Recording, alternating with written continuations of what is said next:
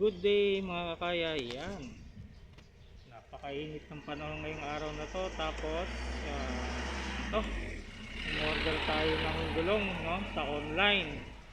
Susubukan natin yung Bish brand, ipapakabit natin. So ang motor natin yung Mio Gear, simula na nabili natin, ngayon tayo magpapalit ng gulong. So 10 months na siya. Yan, so ito yung gulong na ipapakabit ko ngayon. Nahanap tayo ng motorcycle shop. So Bish brand, susubukan natin.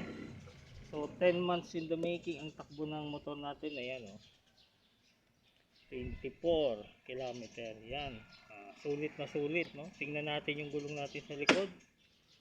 Sa likod yan so yan, okay pa naman yung harap natin. Yan, pwede pa naman siya. Yung likod, yan, ito yung likod natin, yung papalitan. Pudpud na siya. Yan, ang dami ng tama.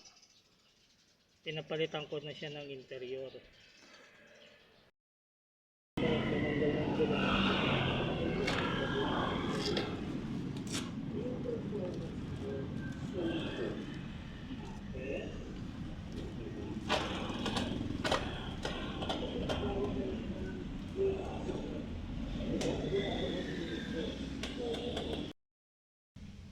Alright mga kakaya, yan, no?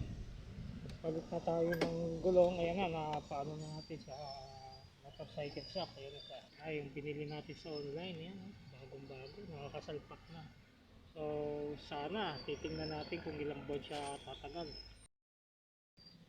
Yan na yung bagong palit natin gulong, yung binili natin sa online, yung Bish na brand. Yan, magagamit na naman natin pag bayani tayo ng Lalamove o kaya Move It. Tapos gamit natin sa service pag tayo nag-i-install ng aircon man yan o electrical. So yan, titingnan natin kung ilang buwan tumagal. Okay, malaman natin yan. Ilalabas natin yan sa susunod na video kung okay ba yung Bish tire. Yan,